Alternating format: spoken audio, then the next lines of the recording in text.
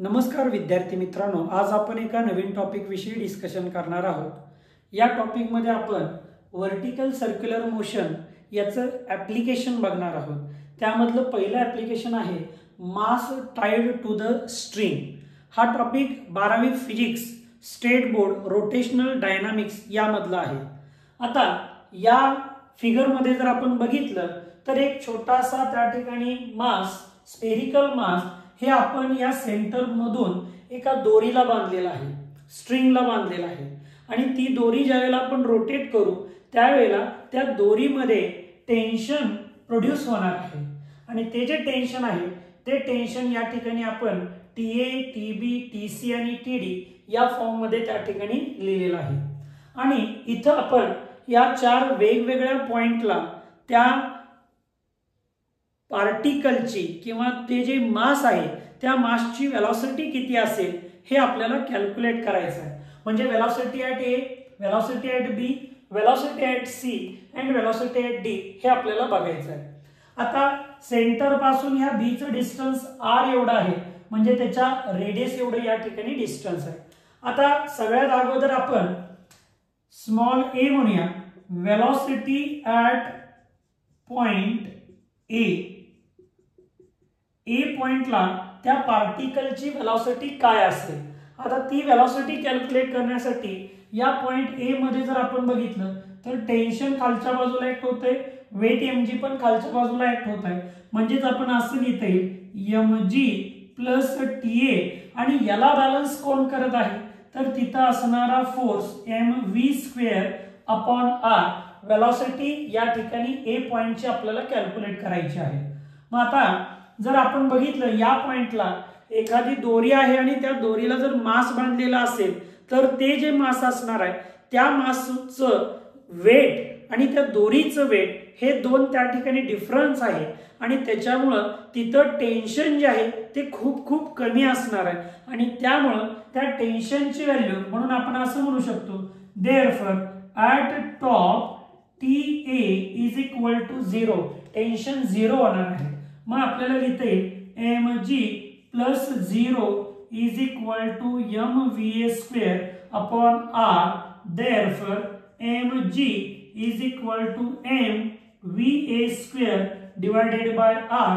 m ला m या ठिकाणी कॅन्सल होईल, हे r या बाजूला पाठवलं म्हणजे va square is equal to rg, therefore va is equal to under root rg।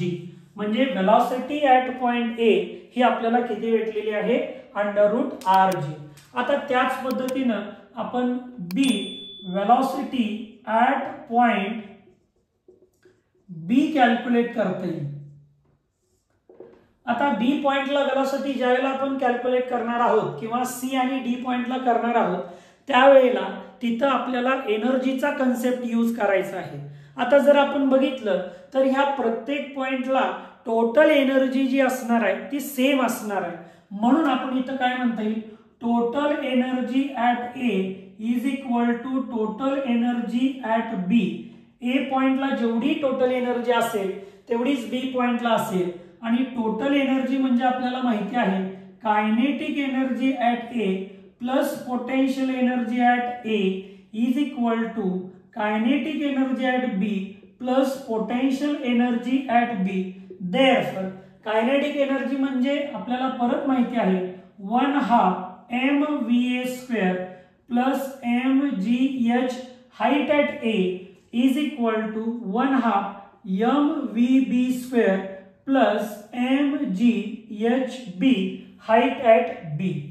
Therefore आता जर आपण या ठिकाणी बघितलं तर m इथं आहे, इथं आहे, इथं आहे आणि इथं आहे, हे सगळे m कॉमन काढून आपण कॅन्सल केले।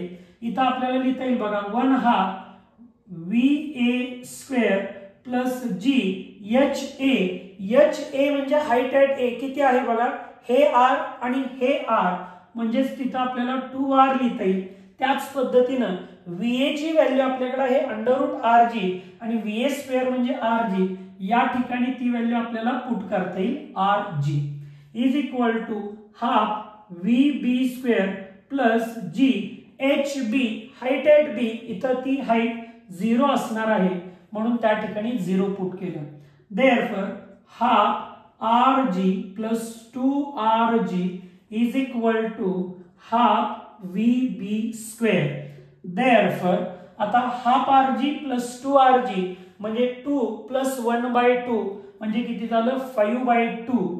5/2 rg is equal to half vb square. आता या 2 ला हा 2 कॅन्सल झाला म्हणजेच vb square is equal to 5rg. Therefore vb is equal to under root 5rg. म्हणजे वेलॉसिटी ऍट पॉइंट बी ही किती भेटत आहे आपल्याला अंडर रूट 5rg. आता त्याच पद्धतीनं आपल्याला वेलॉसिटी ऍट पॉइंट सी आणि velocity at point D calculate करता येईल. म्हणून आपण सी पॉइंट म्हणूया velocity at point C.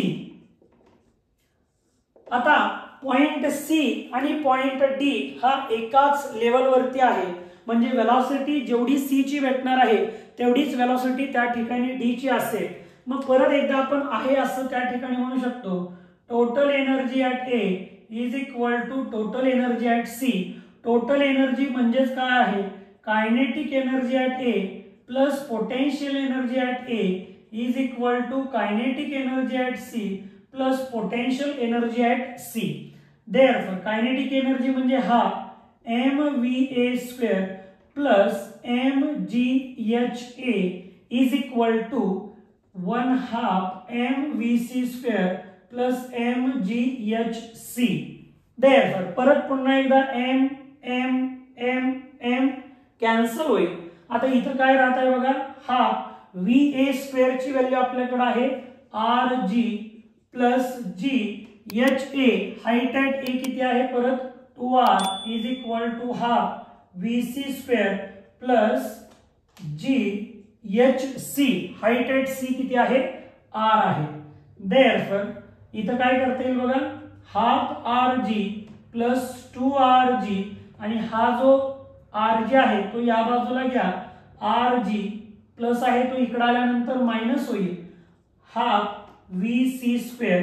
Therefore half rg plus 2rg minus rg म्हणजे rg राहील rg is equal to half vc square. Therefore sorry इथं plus rg राहील 1/2 प्लस 1 म्हणजे 1 प्लस 1/2 म्हणजे 3/2 येईल.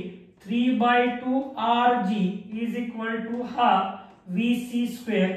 2 ला 2 या ठिकाणी कॅन्सल होईल म्हणजेच vc square is equal to 3rg. Therefore vc is equal to under root 3rg. म्हणजे वेलॉसिटी ऍट पॉइंट सी ही किती भेटत आहे अंडर रूट 3rg. आता सेम याच पद्धतीनं आपण डी पॉइंटला वेलॉसिटी जी असणार आहे ती सुद्धा आपल्याला किती भेटणार आहे अंडर रूट 3rg. ओके. तर अशाच नवनवीन व्हिडिओसाठी आमच्या चॅनलला लाईक करा, शेअर करा आणि सबस्क्राईब करायला विसरू नका. धन्यवाद.